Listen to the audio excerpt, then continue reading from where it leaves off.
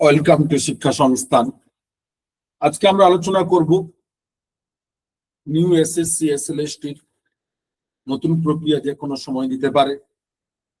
তো তাই যারা প্রস্তুতি নিচ্ছেন, যারা প্রস্তুতি এখনো শুরু করেননি, তাদের জন্য বলবো যাদের সাবজেক্ট এডুকেশন, সেই শিক্ষা বিজ্ঞান, আর শিক্ষা বিজ্ঞান সব থেকে একটি ভাইটাল টপিক হচ্ছে এডুকেশনাল স্ট্যাটিস্টিক্স তথা রাশি বিজ্ঞান।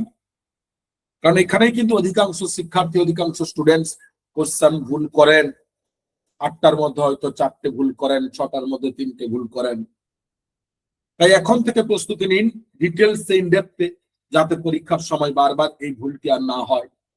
তাই আমরা প্রতি মুহূর্তে এডুকেশনাল স্ট্যাটিস্টিক্স নিয়ে কোশ্চেন বিভিন্ন বিষয়ে আলোচনা করছি। এর আগের ক্লাসে আমরা ওভারঅল স্ট্যাটিস্টিক্স নিয়ে প্রাইমারি কিছু কনসেপ্ট আলোচনা করেছিলাম। আজকে আমরা আলোচনা করব ফ্রিকোয়েন্সি থেকে প্রায় 15 এমসিকিউ কোশ্চেন এবং তার কিছু ডেটা। তো নাম্বার 1, ফ্রিকোয়েন্সি ডিস্ট্রিবিউশন কিসের জন্য ব্যবহৃত হয়?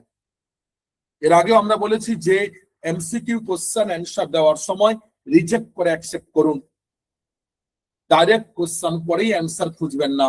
তাই আজকে আমরা দেখবো সেই ফ্রিকোয়েন্সি ডিস্ট্রিবিউশন কিসের জন্য ব্যবহৃত হয়। কেবলমাত্র ডেটা সংগ্রহ, বিপুল ডেটাকে সুসংগঠিত সংক্ষিপ্ত করতে, শুধু গ্রাফ তৈরি করতে, ব্যক্তিগত মতামত প্রকাশ করতে। মাথায় রাখবেন, ফ্রিকোয়েন্সি ডিস্ট্রিবিউশন স্ট্যাটিস্টিক্স এর একটি অন্যতম জায়গা, যার মূল কাজ ডেটাগুলোকে বিভিন্ন ভাবে ছড়িয়ে ছিটিয়ে ডেটাকে এক জায়গায় অর্গানাইজড করা এবং শর্ট করে তুলে ধরা। তাই বিপুল ডেটাকে সুসংগঠিত সংক্ষিপ্ত করতে ফ্রিকোয়েন্সি ডিস্ট্রিবিউশন ব্যবহার করা হয়। অপশন নাম্বার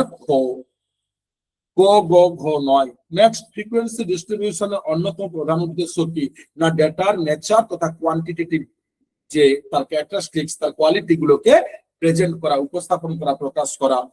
তাই ডেটার বৈশিষ্ট্য প্রকাশ করা, জটিল করা নয়, লুকোতে নয়, মুছে ফেলা নয়। নেক্সট, ডেটা পরিসর তথা রেঞ্জ নির্ণয়ের সূত্র কোনটি? সর্বোচ্চ মান মাইনাস সর্বনিম্ন মান, সর্বোচ্চ মান প্লাস সর্বনিম্ন মান, সর্বোচ্চ মান বা সর্বনিম্ন মান বা সর্বনিম্ন সর্বোচ্চ মান, সর্বোচ্চ মান টু সর্বনিম্ন মান। ঠিক ডেটার রেঞ্জ তথা পরিসর কিন্তু হাইয়েস্ট টু লোয়েস্ট। নেক্সট, স্টারজেস এর সূত্র ফর্মুলা কি নির্ণয় করতে ব্যবহার করা হয় না শ্রেণী সংখ্যা।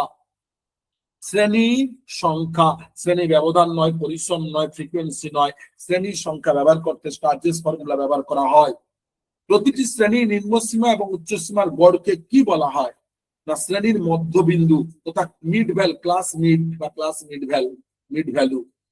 শ্রেণীর মধ্যবিন্দু, ফ্রিকোয়েন্সি নয়, পরিসর নয়, ক্রমসঞ্চিত ফ্রিকোয়েন্সি নয়, শ্রেণী মধ্যবিন্দু।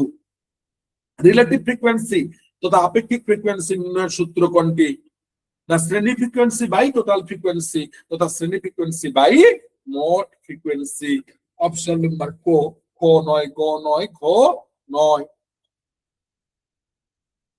ফ্রিকোয়েন্সি পলিগনের অক্ষ কি? এক্স অক্ষে ফ্রিকোয়েন্সি, ওয়াই অক্ষে শ্রেণী মধ্যবিন্দু। এক্স অক্ষে শ্রেণী মধ্যবিন্দু, ওয়াই অক্ষে ফ্রিকোয়েন্সি। এক্স অক্ষে শ্রেণী সীমা, ওয়াই অক্ষে ফ্রিকোয়েন্সি। এক্স অক্ষে সীমা, ওয়াই অক্ষে ক্রমসঞ্চিত ফ্রিকোয়েন্সি।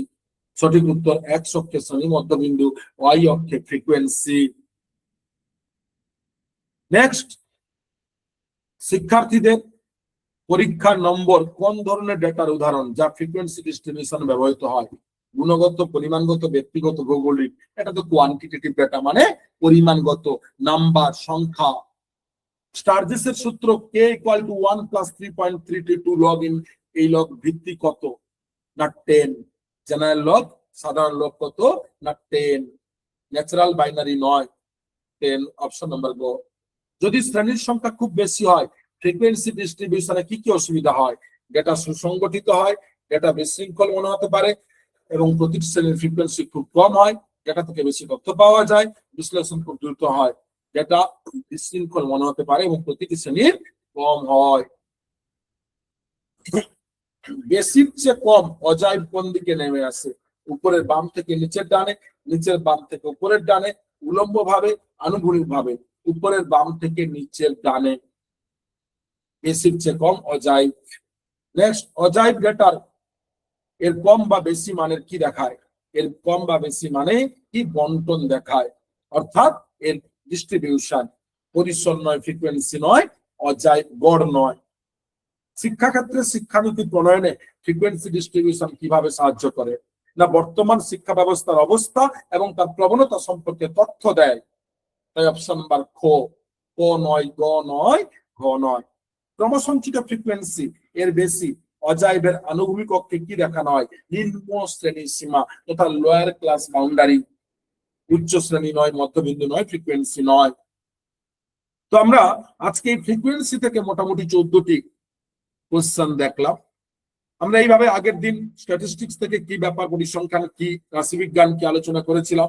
আজকে আমরা আলোচনা করলাম ফ্রিকোয়েন্সি, এরপরে আমরা আলোচনা করব ডেসক্রিপটিভ স্ট্যাটিস্টিক্স, তারপরে আস্তে আস্তে কিন্তু সি স্কোর, জেড স্কোর বা টি স্কোর বা এস স্কোর এগুলো আলোচনা করব, এবং সেন্ট্রাল টেন্ডেন্সি, স্কিউনেসিস, কাটোসিস এই বিষয়গুলো কিন্তু একইভাবে প্রতিদিন না হলে সপ্তাহে মিনিমাম 3 থেকে 4 দিন এই স্ট্যাটিস্টিক্স এর এই বিষয়গুলো কিন্তু এখন আলোচনা আমরা করব। তাই এখনো পর্যন্ত যারা শিক্ষা বিজ্ঞান এডুকেশনের স্টুডেন্ট, এডুকেশনে মাস্টার্স করেছেন, এমএড করেছেন, এডুকেশনে নেটসেট দিচ্ছেন কিংবা এডুকেশনে এসএলএসটি করবেন, অবশ্যই এখনো পর্যন্ত চ্যানেল সাবস্ক্রাইব না করে থাকেন দ্রুত করুন, কারণ প্রতি মুহূর্তে শুধু এসএলএসটি নয়, ইউজিসি নেটসেটের বিভিন্ন বিষয় নিয়ে আমরা রেগুলার ক্লাস আলোচনা করি।